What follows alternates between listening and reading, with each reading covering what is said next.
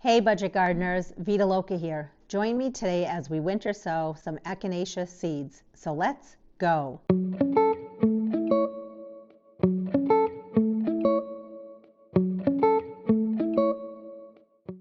If you've been very successful with the winter sowing process, feel free to skip to the timestamp below. Winter sowing is the process of sowing seeds outdoors during the winter months. You can simply scatter the seeds out on the ground, or you can sow the seeds in some sort of a container or pot. When it comes to what kind of container or pot to use, there are so many different choices out there. The big thing is you want to make sure it's translucent or clear. I like to use milk jugs, but I know other people have used juice jugs, rotisserie chicken containers, totes. The possibilities are endless. The big thing is, no matter what container you choose, you want to make sure that it can hold at least 4 inches of soil in it. Your containers should have holes in the top to allow water or moisture to come in. The containers should also have holes in the bottom to allow for proper drainage of water. I like to use potting mix. You can use whatever works for you. The key is to make sure that it's well draining and also that it retains some moisture. You don't want to use a seed starting mix because it's too light, too fluffy, and it will dry out way too quickly. You also don't want to use garden soil because it's very heavy and it's too compacted, which makes it difficult for roots to grow in. There are a ton of benefits when it comes to winter sowing. It's very easy to do, it's cheap. It doesn't require any additional equipment. You don't need any grow lights. You don't need any room inside your house. Another benefit to the winter sowing process is that the seeds will get a natural cold stratification period. That's very important for certain seeds such as perennial seeds. And in the end, your seedlings will be stronger, they'll be healthier, and they'll already be hardened off. You don't need to do the whole hardening off process like you would have to do if you started your plants indoors. Now, there is a certain timeline that you want to follow when it comes to winter sowing. If you start your seeds too early, there is a chance that those seeds will germinate prematurely. And if you get a cold snap, some of those plants that germinate quickly can die. However, if you start your seeds too late, what will happen is certain seeds, like the ones I talked about earlier that need a certain period of cold stratification time, they might not get that full period of cold stratification that those seeds need. So timing is everything. Now, of course, when it comes to the timing, it's going to vary from location to location. A general guideline is you do your winter sowing sometime starting in the month of December, but you want to be done with it sometime about 2 to 3 weeks before your average last frost date. But I want to give you a more specific timeline that I'm going to be following and that you can follow as well. So about 5 to 6 months before your average last frost date, you want to be sowing seeds that are requiring a cold stratification period. And those are usually perennials that are hardy in your area where you live. About 3 to 4 months before your average last frost date, that's a great time to be starting cold hardy plants. Plants that can tolerate cold, but also plants that reseed very easily in your area. Approximately 1 to 2 months before your average last frost date is a good time to start plants that are not cold hardy, plants that do better in warmer temperatures. Now, keep in mind though that when those seeds germinate, if you are going to have a cold snap, if you're going to have some cold nights, cold days, you want to protect those seedlings. You may need to cover them during that time. You may need to bring in your containers just for a few nights during those cold snaps. So now let's talk about the seeds that we're going to winter sow today. It's purple coneflower, also known as Echinacea purpurea. Purple coneflower is hardy in USDA zones 3 through 9, and it's also native in certain parts of the United States. It's used for medicinal purposes, and it's a herbaceous perennial. In other words, it dies back every year, and then it grows back up from the roots each season. Purple coneflower is a late season bloomer, meaning it blooms summer until fall, and it also prefers full sun, although you can plant it in part sun conditions, and it should do okay as well. The plants get to be about 2 to 4 feet in height and 1 to 3 feet in width. Coneflower makes for a wonderful cut flower, and also it attracts a lot of pollinators such as the butterflies, the bees, and even the birds. The birds love to eat the seeds during the late fall into the winter months. And even though coneflower is known to be deer resistant, take that with a grain of salt. You know deer, if they're hungry, they will eat any plant out there, including coneflower. A lot of perennial seeds need light to germinate, which means you just want to barely press the seeds into the surface of the soil. You don't want to cover the seeds too much, and if you do cover them, you want to cover them very, very lightly. I have my milk jug ready. Let's go ahead and winter sow those Echinacea seeds. Full disclosure, even though we'll be sowing the purple coneflower seeds today, this winter I plan to winter sow all of these coneflower seeds. We have a coneflower color that I don't know over here. And notice these are all seeds that I've collected. That's why they're in these little bags. I also have green twister, and I have a number of bags of those. These two are pink colored coneflowers. There is orange colored echinacea or coneflower, and then a couple of white ones.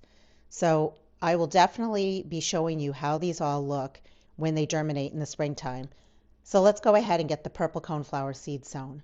Here we have a milk jug, and I have rinsed it out with water a number of times so it's clean. And what you want to do with your milk jugs is you want to cut them. And you want to be able to cut them so that this part here, the handle, is a hinge to our mini greenhouse. You can use whatever you want for cutting. I have these metal tin snips. I've had them for a number of years, so I'm going to be using those. And remember, you want your container to hold approximately 4 inches of soil. That's not an exact number, it's an estimate. 4 inches would bring us to right about here.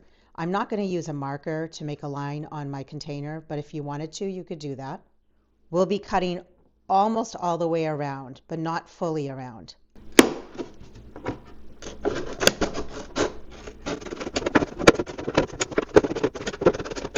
And I'm going to stop about there because I want to make sure that I can use the top part as a hinge. And that looks really good. The next thing I'm going to do is optional. I want to add some additional holes in the top here to allow for moisture to come in, like rain or snow. But notice that I left the top open here. I threw out the cap for my milk jug. At a minimum, you want to do that. But if you do want to add some additional holes in the top, that's up to you. I've done that the last many years, and that's worked out well for me.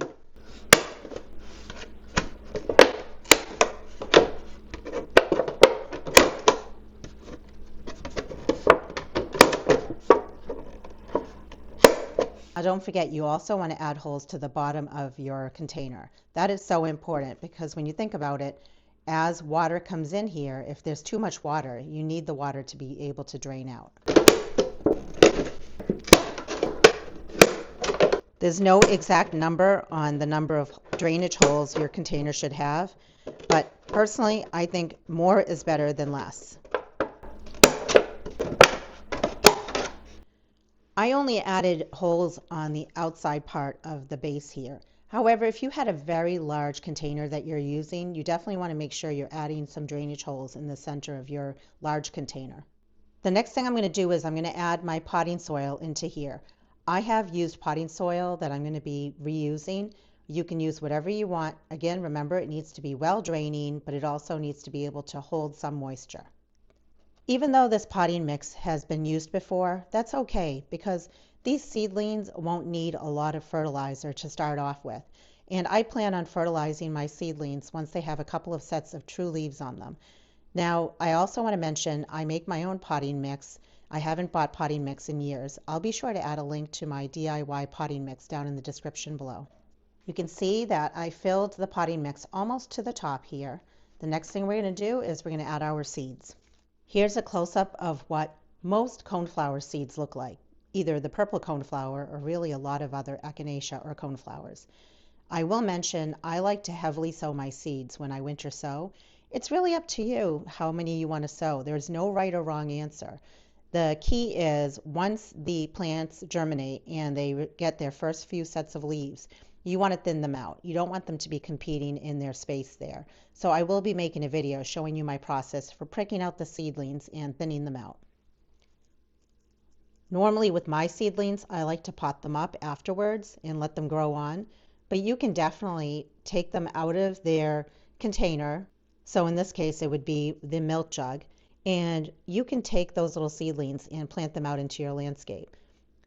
That's the beauty of gardening. There really is no right or wrong answer. It's a matter of personal preference, it's a matter of time, and it's really a matter of what works best for you.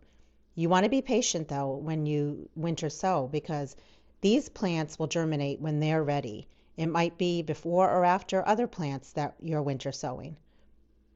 You just have to trust in Mother Nature and let Mother Nature do her thing. I enjoy doing winter sowing reveals when the plants start emerging. It's fun to show you the process along the way, so be on the lookout for those videos. I tried to space out the seeds as best as I can, but you can imagine if all of these do germinate or sprout, this will be pretty packed, this whole container. It's quite fine because the plants will be removed from this container as they start to get a little bit larger. Now remember, coneflower or echinacea seeds need light to germinate. If you do want to cover them lightly, you can cover them lightly with your potting mix, or you could use vermiculite. I've never covered my echinacea seeds with anything. I've sown them just like this. They've sprouted just fine. But it is important to press down on the seeds. And the reason is you want to make sure that those seeds have good contact with the soil. The next thing we're going to do is give this a small drink of water. If you wanted to, you could pre-moisten your whole entire potting mix. I've never done that. I've only just sprayed the top of it, and that's worked well for me. And I'm just using a small water sprayer or hand pump spray to water my seedlings with.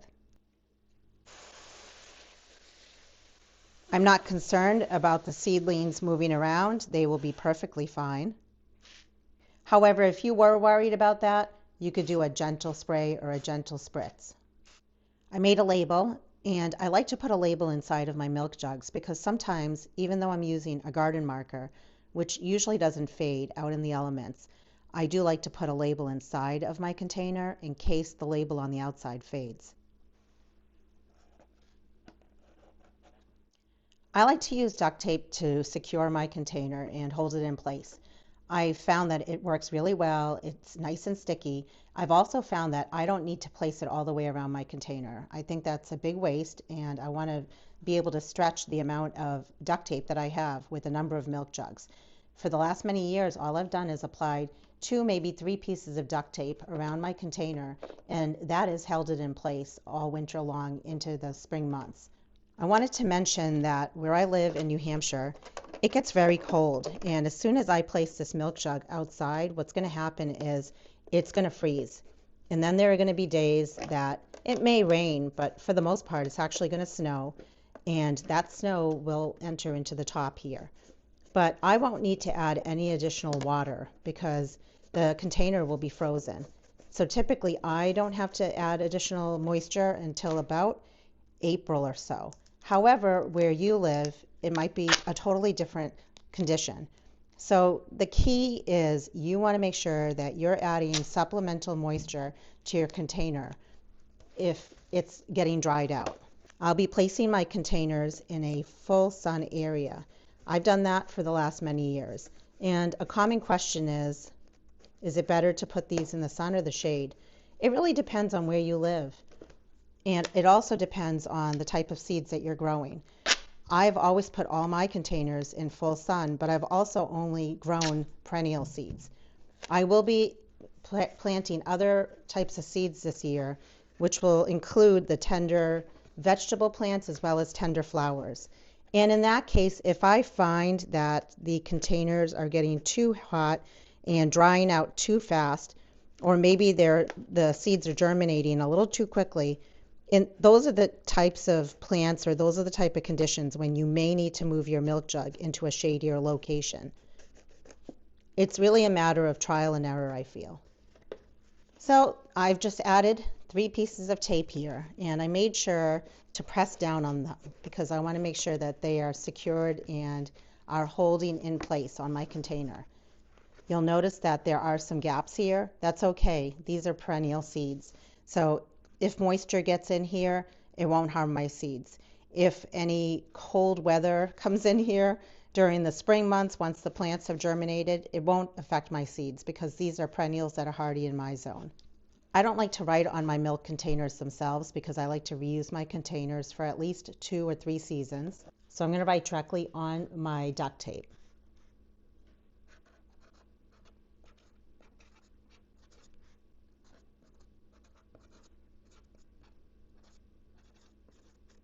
And that's it. I'm going to place this in a full sun location where it's not covered by eaves or anything like that so that moisture can easily get into my container. I really hope you enjoyed this video. I plan on winter sowing a ton of seeds this winter, so be sure to follow along. If you haven't already, please hit the subscribe button as well as the notification bell. You don't want to miss out on my videos as I post them very frequently. Are you going to be winter sowing? And if so, what are some plants you're planning to winter sow? Let me know in the comment section below. And until the next video, make it a great day with gardening.